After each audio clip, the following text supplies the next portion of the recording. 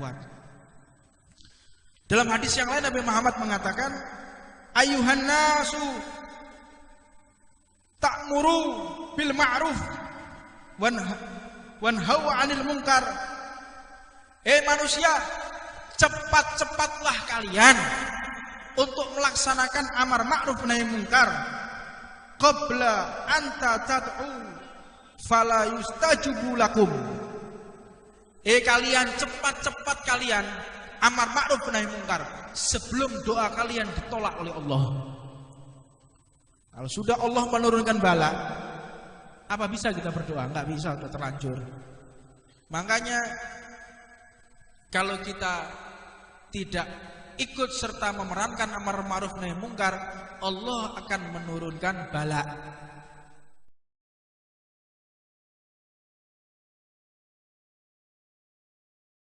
Man yakhafu minka wa akhafu mimman la yakhafu minka. Allahumma bihaqqi man yakhafu minka najinna mimman la yakhafu minka.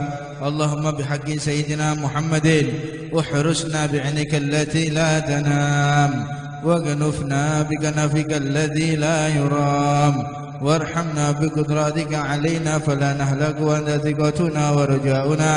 Wa sallallahu ala sayyidina Muhammadin wa alihi wa sahbihi wa sallam. Walhamdulillahi rabbil alamin adada khalqihi wa ridha nafsihi wa zinata arshihi wa midada kalimatihi. Allahumma as'aluka ziyadatan fid din wa barakatan fil umri wa sihhatan fil jasadi wa si'atan fil rizqi wa taubatan qabla al maut wa syahadatan 'inda al maut wa maghfiratan ba'da al maut wa 'afwan 'inda al hisab wa amanan min al 'adab wa nasiban min al jannah warzuqna nadhara ila wajhikal karim. Wa sallallahu ala sayyidina Muhammadin wa alihi wa sahbihi wa sallam. Subhana rabbika rabbil izzati amma yasifun wa salamun alal mursalin walhamdulillahi rabbil alamin adada khalqihi wa ridha nafsihi wa zinata arshihi wa midada kalimatihi. Wa fatihillah khususan sil Imam Abu Bakar bin Mas'ud ila hadratin Nabi Muhammadin sallallahu alaihi wasallam. Al-Fatihah. Bismillahirrahmanirrahim. Alhamdulillahi rabbil alamin arrahmanir rahim maliki yaumiddin. Iyyaka na'budu wa iyyaka nasta'in ihdinas siratal mustaqim siratal ladzina an'amta 'alaihim ghairil maghdubi 'alaihim waladdallin. Amin. Bismillahirrahmanirrahim. Allahumma inni ahtaddu bidarbillahi tuluhu ma sya'allahu kufluhu la ilaha illallah babu Muhammadun Rasulullah sallallahu alaihi wasallam sakfuhu la hawla wa la quwwata illa billahil aliyyil azim. Ahata bina min bismillahirrahmanirrahim. Alhamdulillahi rabbil alamin arrahmanirrahim maliki yaumiddin. Iyyaka na'budu wa iyyaka nasta'in ihdinas siratal mustaqim siratal ladzina an'amta 'alaihim ghairil maghdubi 'alaihim waladdallin. Amin. Surun surun surun wa ayatu Allahu la ilaha illa huwal hayyul qayyum la ta'khudhuhu sinatun wa la nawm lahu ma fis samawati wa ma fil ard man dhal ladzi yashfa'u 'indahu illa bi idhnihi ya'lamu ma bayna aydihim wa ma khalfahum wa la yuhituna bi shay'in min 'ilmihi illa wasi'a kursiyyuhu samawati wal arda wa la ya'uduhu hifdhuhuma wa huwal 'aliyyul 'azim. بنا استدارت كما استدارت الملائكة بمدينة الرسول بلا خندق ولا سور من كل قدر مقدور وحضر محضور ومن جميع السرور تترسنا بالله تترسنا بالله تترسنا بالله من عدونا وعدو الله من ساك عرش الله إلى قاع أرض الله بمئة ألف ألف ألف لا حول ولا قوة إلا بالله العلي العظيم. عزيمته لا تنشق بمئة ألف ألف ألف لا حول ولا قوة إلا بالله العلي العظيم.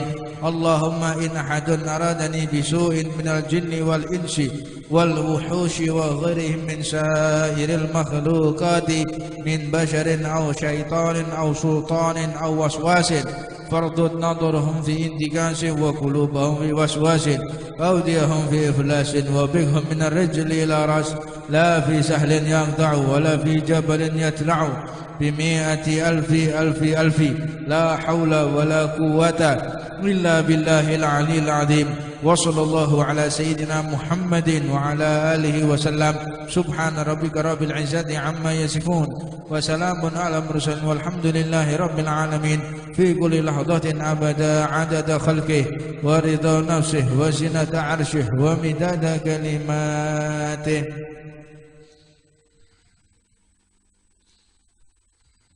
اللهم صل وسلم وبارك وكرم بقدر عظمة ذاتك العلية في كل وقت وحين أبدا عدد ما علمت وزنة ما علمت وملء ما علمت على سيدنا ومولانا محمد وعلى آل سيدنا ومولانا محمد صاحب التاج والمعراج والبراق والعلم ودفع البلاء والوباء والمرض والألم جسمه مطهر معطر منور من اسمه مكتوب مرفوع موضوع على اللوح والقلم شمس ضحى بدر الدجى نور الهدى مصباح ظلم أبي القاسم سيد الكونين وشفيع الثقلين أبي القاسم سيدنا محمد بن عبد الله سيد العرب والعجم نبي الحرمين محبوب عند ربي المشرقين والمغربين يا أيها المستقون لنور جماله صلوا عليه وسلموا تسليما اللهم صل وسلم وبارك عليه وعلى آله وصحبه. Bismillahirrahmanirrahim. Alhamdulillahi rabbil alamin. Wassalatu wassalamu ala asrafil anbiya'i wal mursalin Sayyidina Muhammadin miftahi babi rahmatillah adada ma fi ilmillah salatan wa salaman daimaini bid dawami mulkillah wa ala alihi wa sahbihi wa man walah wa la hawla wa la quwata illa billah. Subhanaka la ilma lana illa ma 'allamtana innaka antal alimul hakim. Rabbi shrah li sadri wa yassir li amri wahlul 'uqdatam min lisani yafqahu qawli. Assalamualaikum warahmatullahi wabarakatuh. Kita kembalikan majelis Jalsatul Itsnain insyaallah kembali seperti awal ba'dal maghrib karena banyak permintaan dari ikhwan yang lain dan ada masukan dari orang tua kita, maka tidak ada satupun keberkahan yang kita dapati jika tidak memperhatikan atau tidak memenuhi daripada permintaan orang tua kita. Orang tua di sini bukan harus orang tua kandung, tapi orang yang lebih tua dari kita memberikan masukan. Kemarin lebih afdol, lebih enak dicerna itu pada saat maghrib, jadi dapat semuanya kata beliau, dapat kita i'tikaf bainal maghrib wal isya dan juga waktunya tidak terlalu malam dan mungkin nanti khawatirnya kita juga terlalu jenuh juga. Jadi insyaallah waktu yang singkat ini mudah-mudahan menjadi berkah buat kita semuanya.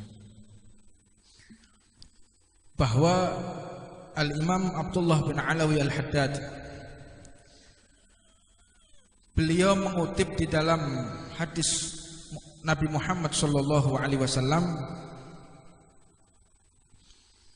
tentang bagaimana pentingnya peran umat Islam tentang amar ma'ruf nahi munkar. Selain kita untuk berdakwah dengan cara santun, dengan cara lemah lembut, tapi jangan sesekali kita melupakan amar ma'ruf nahi munkar. Ini adalah satu perbuatan yang sangat berat. Biasanya amar ma'ruf nahi munkar itu akan menciptakan musuh-musuh baru. Kalau selama kita dakwah bil ma'ruf dengan santun, baca sholawat, ya tetap aja ada musuhnya, tapi tidak sebengis, tidak sejahat tidak semilitan orang yang memusuhi mereka yang melaksanakan aktivitas amar ma'ruf nahi munkar. Nah, ketika kita melaksanakan amar ma'ruf nahi munkar, bagaimana hukumnya? Wajib.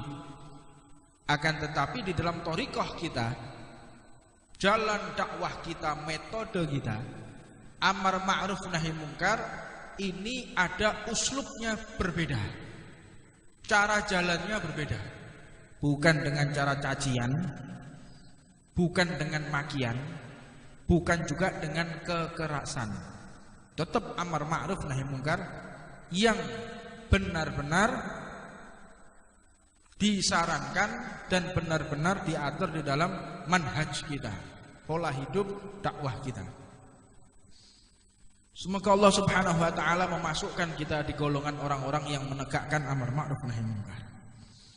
Saking pentingnya amar ma'ruf nahi munkar, Allah Subhanahu wa taala berfirman dalam Al-Qur'an, "Wal takum minkum ummatun yad'u ila khair wa ya'muruna bil ma'ruf wa yanhauna 'anil munkar wa ulaika humul muflihun."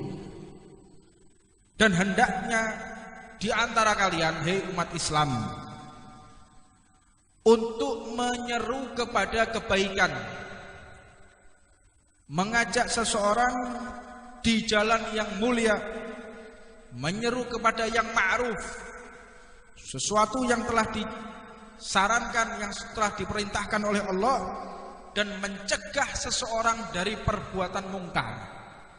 Ada seseorang teler, tegur, tetapi harus dengan cara-cara yang baik. Ada orang berjualan pil, ada orang berjualan minuman keras. Bagaimana caranya kita untuk mencegah mereka agar tidak melaksanakan perbuatan seperti itu? Dan dikatakan oleh Allah, jika kita termasuk orang-orang yang menegakkan ma'ruf dan mencegah seseorang dari perbuatan mungkar, wa ulaika humul muflihun, kalian adalah orang-orang yang beruntung, kata Allah Subhanahu wa taala. Sebab Allah juga berfirman, kuntum khaira ummatin ukhrijat linnas. Kalian ini adalah kelompok kaum yang paling mulia yang pernah Allah ciptakan. Nabi manapun tidak akan bisa menciptakan umat seperti apa yang dialami oleh umat Nabi Muhammad. Sampai-sampai Rasulullah mengatakan, ulama ummati kal anbiya bani Israel.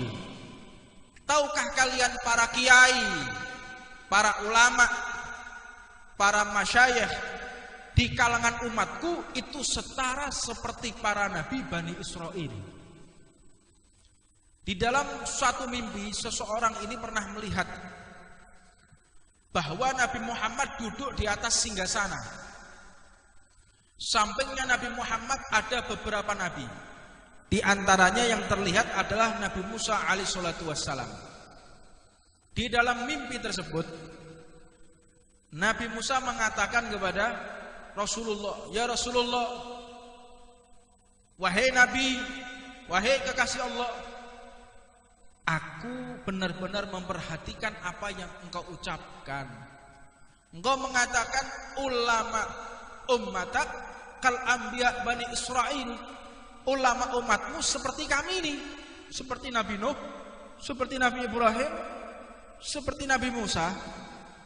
Apakah mungkin umat bisa menyetarai kami seperti Nabi? Mana buktinya?" Maka di dalam mimpinya Nabi Muhammad pun mengatakan, "Aina Ghazali? Mana Imam Ghazali? Mana Imam Ghazali?" Dan akhirnya Imam Ghazali pun maju dan mengatakan, "Aku ya Rasulullah." Sekarang engkau uji dia. Diuji oleh Nabi Musa. "Man ismak? Siapa namamu?" "Ana Muhammad bin Muhammad bin Muhammad bin Muhammad al-Ghazali." Tersenyum Nabi Musa dan mengatakan, "Ya Rasulullah, engkau mengatakan ini seperti kami. Aku tanya namanya, tapi dia sebutkan namanya, nama ayahnya, nama kakeknya. Enggak setara ini, enggak bisa ini, enggak mungkin. Akhirnya Imam Ghazali meminta izin kepada Rasulullah, ya Rasulullah, aku meminta izin kepadamu untuk menjawab pertanyaan Al-Ghazali. Untuk pertanyaan Imam Ghazali meminta menjawab pertanyaan daripada Nabi Musa. Akhirnya Rasulullah pun memberikan izin untuk menjawab pertanyaan Nabi Musa. Wahai Nabi Allah, dengan izin Nabi Muhammad, aku akan menjawab pertanyaanmu. Jika engkau mengkoreksiku, tanya namaku, aku jawab namaku, nama ayahku, nama kakekku, maka aku akan mengkoreksimu.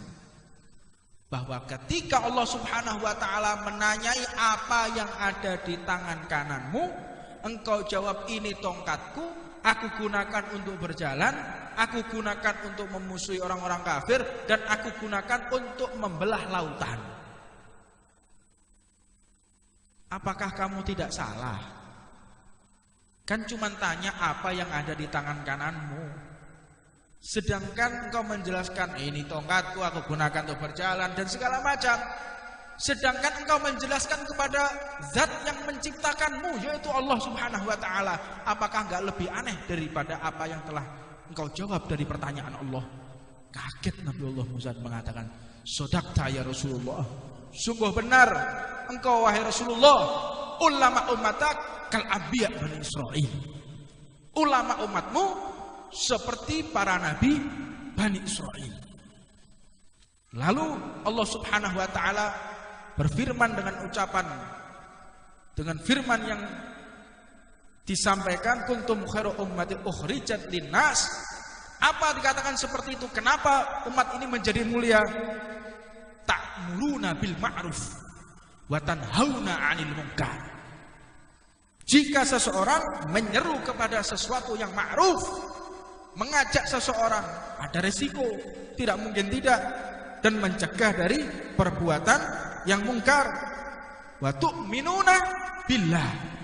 Dan bagaimana caranya mereka ini untuk beriman kepada Allah Subhanahu wa ta'ala. Dalam firman yang lain, Allah Subhanahu wa ta'ala pun mengatakan, wal mu'minuna wal mu'minatu ba'dukum awliya'i ba'din. Orang-orang yang beriman, baik dari kalangan laki-laki ataupun sebagian dari mereka perempuan, adalah orang yang wajib menolong daripada sebagian yang lain. Ya'muruna bil ma'ruf wa yanhauna 'anil munkar. Perempuan, laki-laki itu wajib menyeru kepada kebaikan dan mencegah daripada segala kemungkaran. Kita kembalikan kepada firman yang awal. Kuntum khairu ummatin ukhrijat linnas. Kalian menjadi mulia itu bukan karena kita beribadah kepada Allah. Kita menjadi hebat, menjadi berwibawa, itu bukan karena kita banyaknya ilmu yang kita kuasai, tetapi kita menjadi wibawa, menjadi tinggi kedudukan di hadapan Allah tatkala kita bisa berbuat ma'ruf dan mencegah dari sesuatu yang mungkar. Ini ada satu firman yang sangat-sangat fantastis sekali. Lu'inal ladzi kafaru min bani Israil ala lisanihi Daud. Tahukah Allah Subhanahu wa ta'ala telah mengutuk kepada umat min bani Israil. Umat bani Israil itu dikutuk min lisani Daud, daripada lisannya Nabi Allah Daud. Berarti umat itu celaka karena lisan siapa? Lisan pemimpinnya, lisan nabinya. Umat-umat dulu menjadi celaka, menjadi rusak, dibinasakan oleh Allah. Ini semua karena lisan nabinya. Dan umat ini porak-poranda, hancur lebur, bisa selamat karena lisan Nabi Muhammad SAW. Nabi Muhammad, jika ada umat rusak menyerang kepada dirinya, tidak sekalipun Nabi Muhammad itu mengutuk. Aku diutus oleh Allah untuk berbuat baik, bukan untuk mencaci maki sebagaimana nabi-nabi sebelumku diutus. Nabi Musa mendoakan umatnya, hancur umatnya. Nabi Musa mendoakan umatnya, hancur umatnya.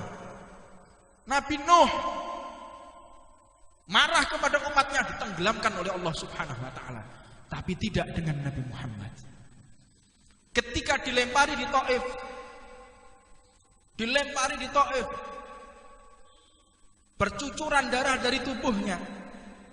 Apa kata Nabi Muhammad? Ya Allah, yang salah ini adalah aku, bukan umatku. Subhanallah. Jadi ketika disakiti, ketika dimusuhi, yang disalahkan adalah dirinya, bukan orang lain. Lah ini uslub amar ma'ruf nahi mungkar yang harus kita ikuti. Kita jangan menjadi nabi yang sebelum Nabi Muhammad diutus. Ketika menghadapi orang yang mencaci maki dakwah, ketika menghadapi orang yang memusuhi dakwah, kita caci maki dia, kita musuhi dia, kita doakan terkutuk bagi dia. Itu kalian umat, bukan umat Nabi Muhammad. Jika kalian umat Nabi Muhammad, tidak akan pernah ridho melihat orang yang kafir sekalipun masuk neraka gara-gara kita. Sebab tidak ada satupun yang membuat sedih hati Nabi Muhammad kecuali telah melihat manusia lolos dari iman kepada Allah. Tidak ada satupun yang mengecewakan Nabi Muhammad, membuat sedih Rasulullah, jika ada orang yang tidak dapat syafaat Nabi Muhammad. Untuknya, jadilah kita memerankan peran Rasulullah. Jangan menjadi peran-perannya iblis.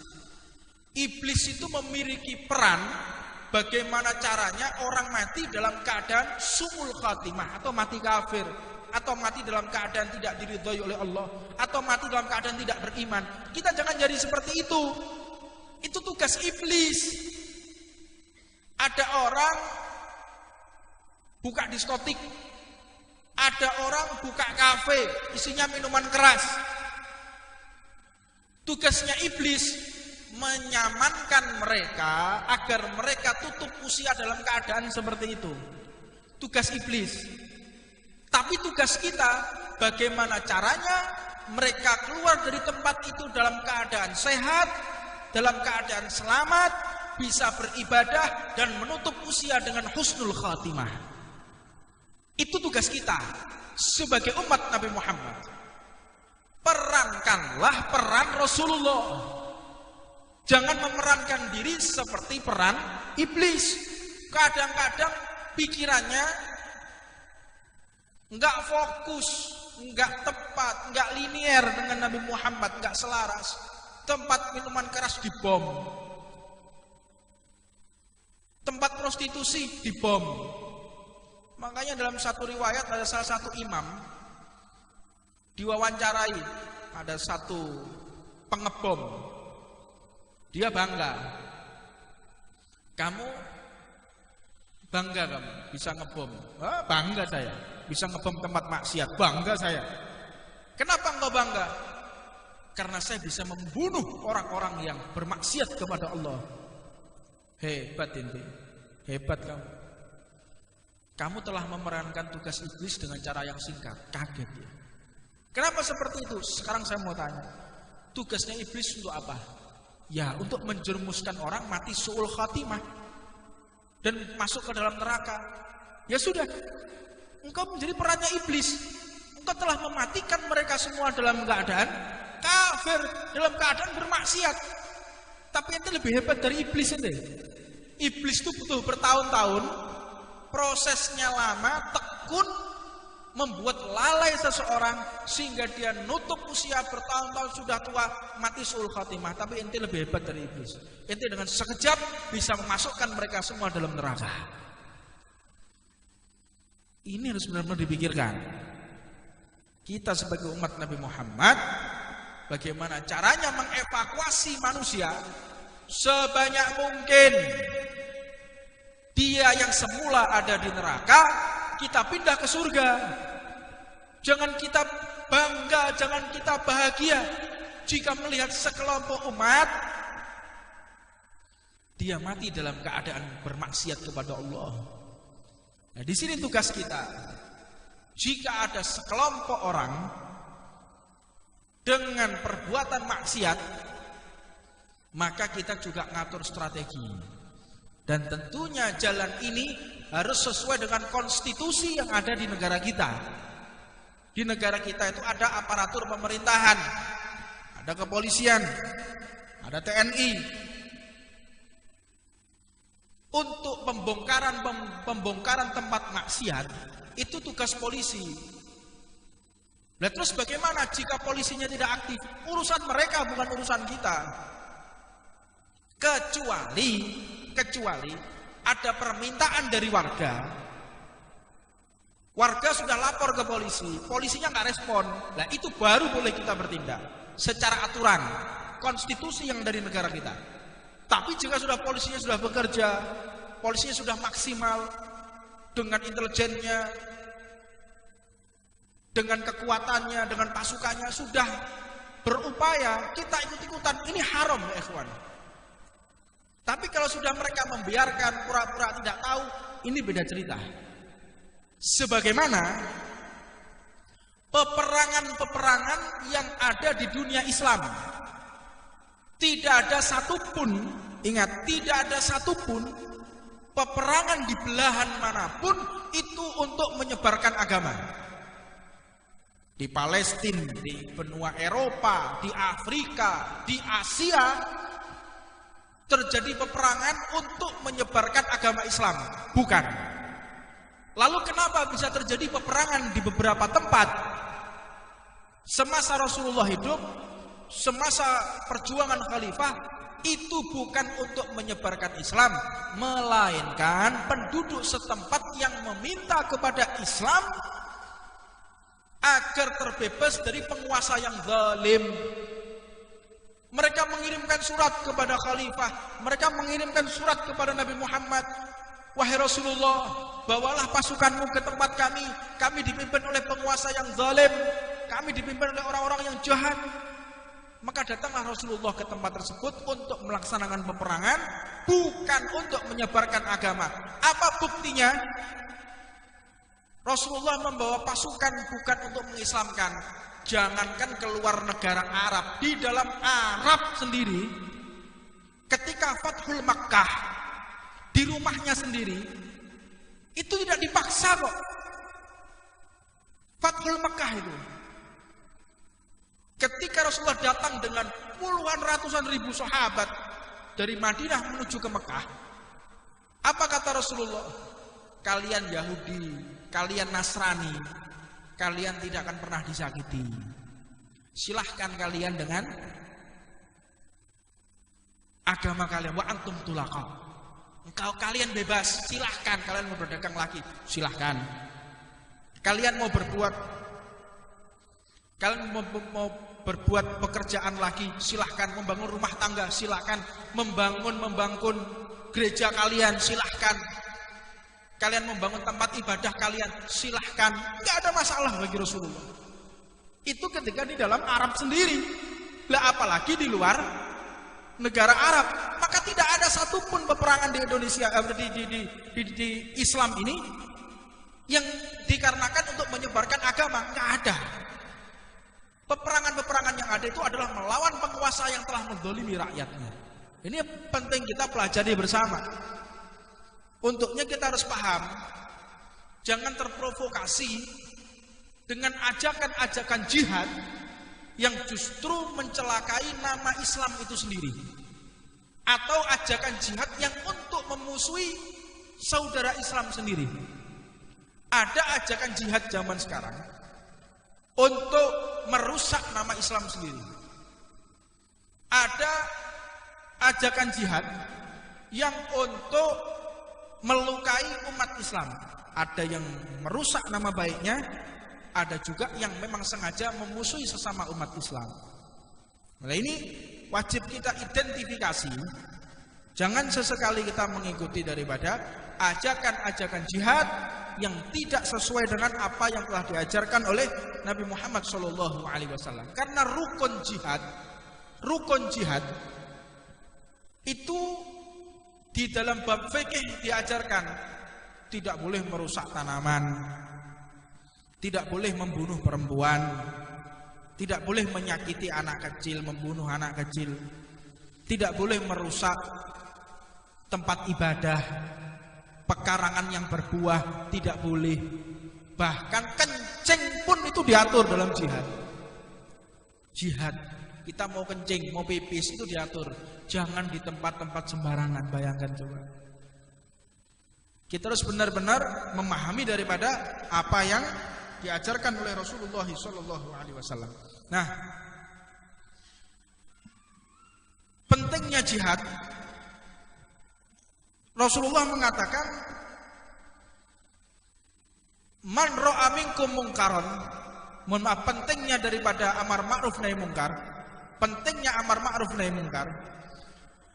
Man ra'a minkum mungkaron falyughayyir biyadihi.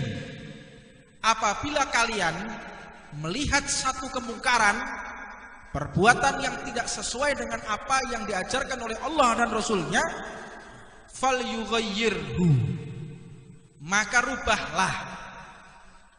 Dengan rubah yang bagaimana? Biyadihi, dengan tangan. Apa yang dimaksud dengan tangan? Dengan kekuatan tubuh kita. Bisa juga definisinya dengan jabatan kita. Bisa juga dengan kekuatan pasukan kita.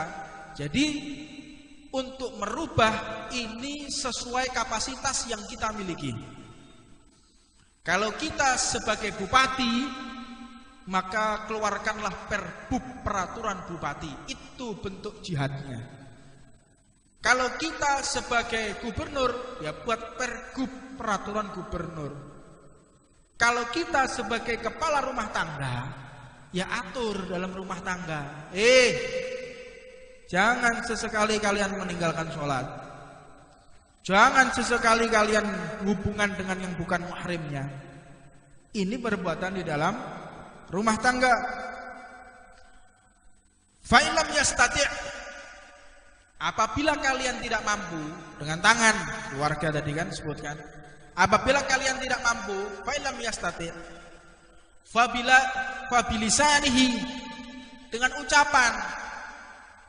Kalau ada orang jualan narkoba, misalnya di Jalan Pemuda, ada orang jualan narkoba. Kalau saya polisi, saya akan tangkap mereka. Tapi karena kita rakyat sipil, tidak ada wewenang untuk bertindak sebagaimana aparatur kepolisian, fabilisanih, dengan lisan kalian nasihati dia, Pak, kalian jangan jualan narkoba di sini. Bapak jangan berjualan minuman keras di sini. Ini bentuk daripada perubahan amar ma'ruf nahi mungkar. Kita melihat ada orang yang berbuat maksiat, maka rubah dengan lisan. Fa in lam yastati', adapun kita tidak mampu lagi, fa biqalbihi, maka dengan hati yang tidak ridho.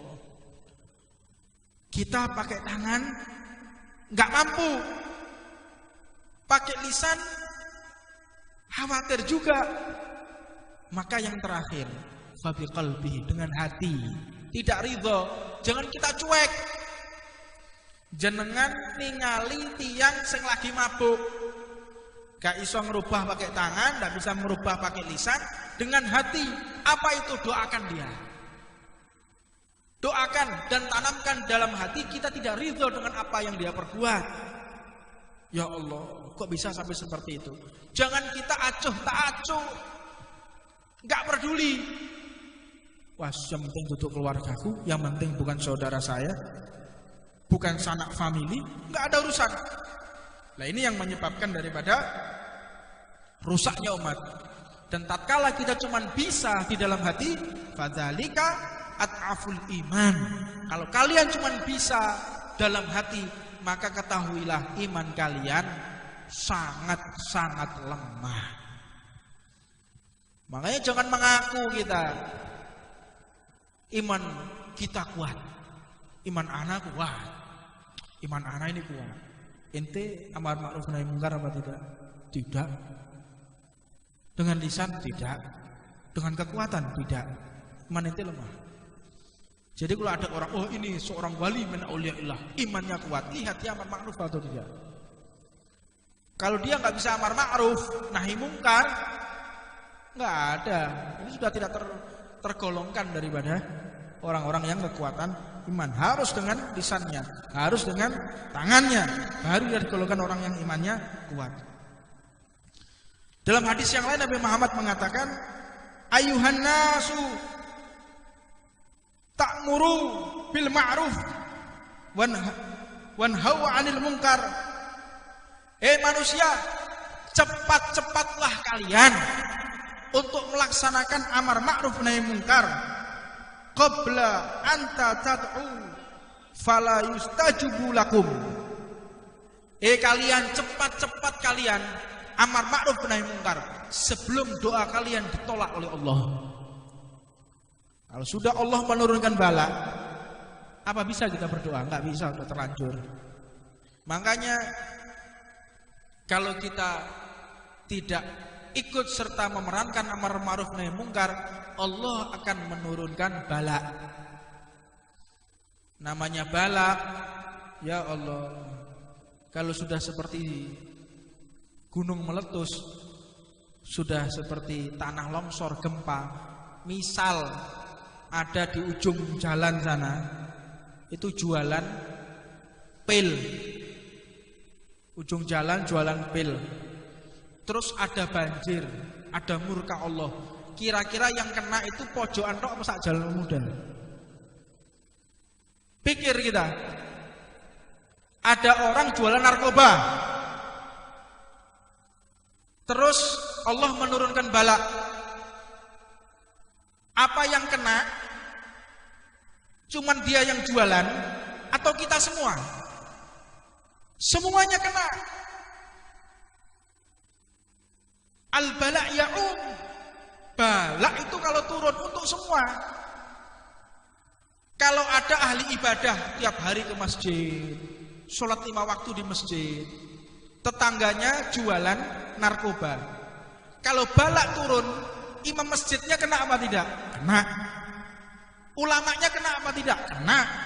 Hafidz Qur'annya kena apa tidak? Kena. Gara-gara siapa? Membiarkan mereka yang berjualan narkoba, membiarkan mereka yang berjualan minuman keras.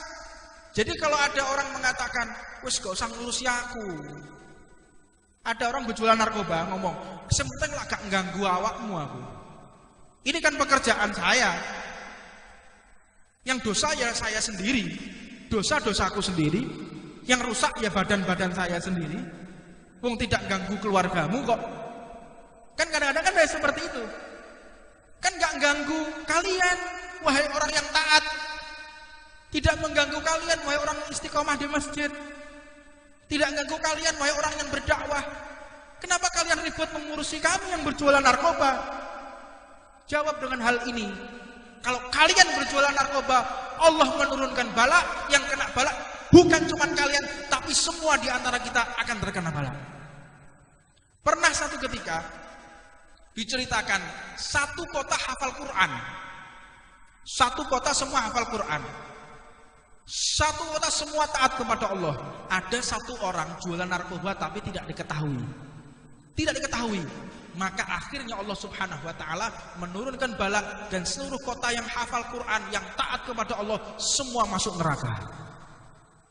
Ketika dihisab oleh Allah, itu gara-gara ada sebagian orang mengetahui sehingga tidak peduli, maka semua kena imbasnya dan semua dimasukkan ke neraka oleh Allah Subhanahu wa taala. Nah ini jawaban bagi mereka. Jika sudah terang-terangan di hadapan kita, mereka benar-benar jualan, maka kita akan awali di Jalan Pemuda nanti. Insya Allah kita sudah membaca kitab ini, kita sudah paham ilmunya, kita sudah paham aturannya, kita akan bertindak nanti. Dengan catatan tidak keluar daripada apa yang ada di dalam konstitusi negara kita. Dengan cara apa? Laporkan kepada kepolisian. Laporkan kepada kepolisian. Bapak, ini ada penjualan pil misalnya. Kita kirimkan surat, kita laporkan ke Polsek, kita laporkan ke Polres. Jika memang Polres, Polsek tidak menanggapi, kita kepung bersama. Insya Allah ya.